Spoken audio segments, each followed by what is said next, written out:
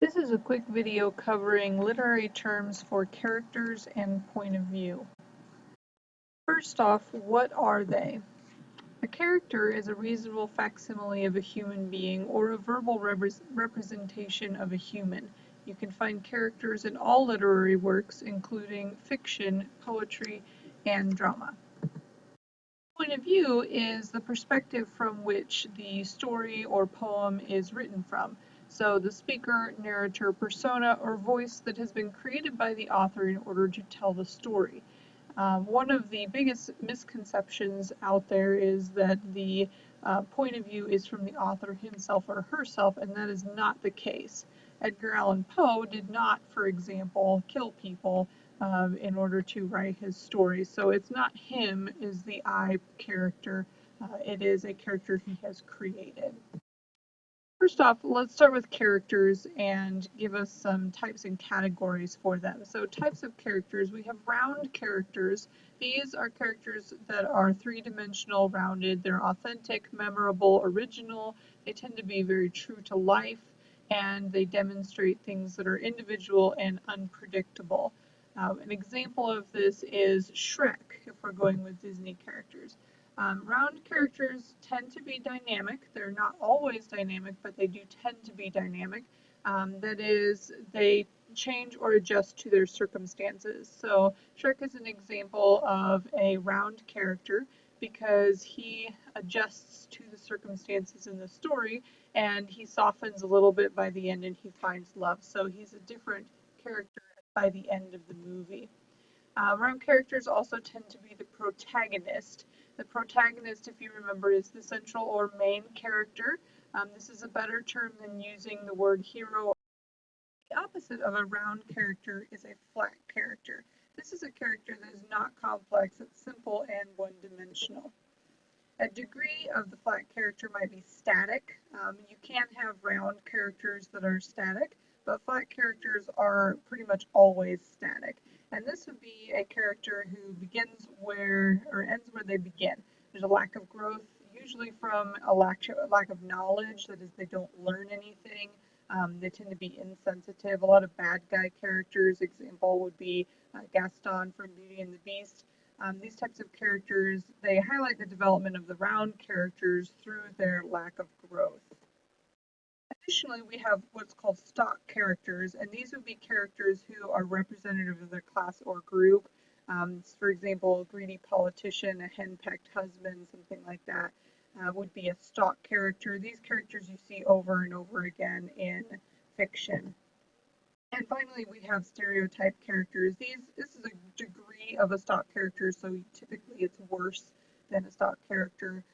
This would be a character that has no attitudes except for that of their assigned class. Character traits are something else we can discuss with our characters.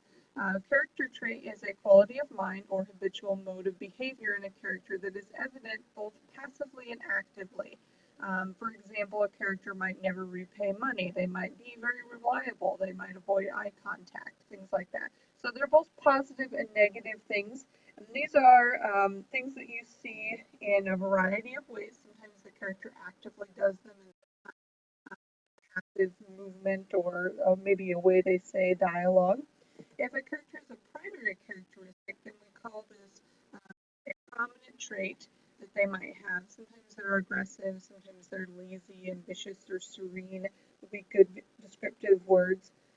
In order to find the primary characteristic, you do want to look beyond circumstances, actions, and appearances to determine what the character is essentially. So, for example, if a person wins the lottery, it doesn't say much about their character. However, the lottery because they have spent the last 10 years buying a lottery ticket every single day, something about the character and is a part of character traits. So remember to look beyond those actions, appearances, etc., and attempt to determine what these things show about the character when hunting for characters. Other authors create characters. While they rely on ways of bringing a character to life in a story, poem, or play. Action of character himself or herself. What is it that they specifically do about their character. So, for example, in Greasy Lake, our narrator runs at the end. He runs when the bad guys show up and he runs away at the end. So that tells us something about his character. Appearance and environment. An example would be in The Necklace. It's some very wonderful descriptions of both of the three places that she moves or would like to live. So her house she ends up in, plus her clothes change as well. So we see the changes in her character based on where she's living and what she's wearing. About characters by what the character himself or herself actually says. So, for example, in an occurrence at Owl Creek Bridge, the Federal Scout pretends to be a rebel from the South. So what he says tells us a little bit about his character. What characters say about each other can be another way that authors bring a character to life. A great example of this is from Greasy Lake. Our narrator describes his friends, and then from A Rose for Emily, which you guys will read in a little while, we get the entire story is told from the perspective of other people. We don't actually hear the story from the main character at all. Finally, we get author narrator judgments, and The Necklace is a great example, especially in the beginning of the story. The author is not impressed with Matilda's actions and describes her in a very negative way. Let's move on to point of view. A couple of terms we want to use in order to talk about three different kinds of is first person. And the first point of view is where the narrator tells about events that he or she personally witnessed. We have two types of first person narrators, reliable and unreliable. A reliable first person narrator is the majority of our first person, and that is a narrator is authoritative and trusted. They have experienced this and they're telling us the true story of what happened. You also have unreliable first person, where the character has interests or limitations that might lead them to mislead or distort the information. And this sometimes happens when a character has other intentions in the story. And so occasionally you will have an unreliable narrator. When we get to A Rose for Emily, you'll see that it is written in first person and that the narrator is maybe a little bit unreliable because they're relying on stories of Emily rather than actually witnessing it first. The second person point of view, this is the least popular to write in. And this is where the narrator is speaking to someone else who is addressed as you. So the first type of scenario is where the narrator tells a listener something that he or she did in a past time. So this might be a grandfather addressing a grandson as you and explaining what happened when his grandson was born or something like that. The second scenario is where the narrator addresses you, but it's mainly referring to themselves and to the listeners only tangentially. So this happens a lot of times in maybe a little bit more sarcastic writing.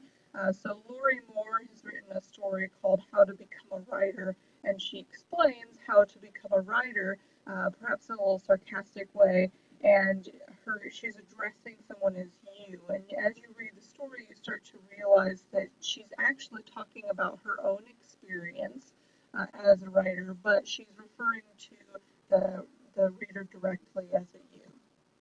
Finally, we have third person point of view. Third person is where the events are described in third person using pronouns such as he, she, or it. There are three types of third person: objective, um, where the direct presentation of the actions and the speech without any conclusions drawn. This is often called a fly on the wall explanation. We are very limited to just what was said and what happened, so we don't get into the characters. The lottery is an example of a dramatic or objective third person point because we don't know what the characters are expecting, so we don't know what happens in the lottery. We don't know that the lottery is something that is not a good thing until the very end. So with an objective point of view, the secret is not revealed. We also have omniscient third person, which is where the narrator is all-knowing and presents action and dialogue from more than one character. The necklace is an example of this because we get both the thoughts of Matilda as well as her husband. And then we have limited third person. The author concentrates on or limits the narration to the actions or thoughts of only the major character. And an example of this is an occurrence at Owl Creek Bridge. We only hear and see what Peyton Farquhar does. This is a little bit more limited way and fairly right fiction because the author doesn't have to worry about what other characters are thinking. They just can concentrate on the main character. So, terms that I want you to remember for character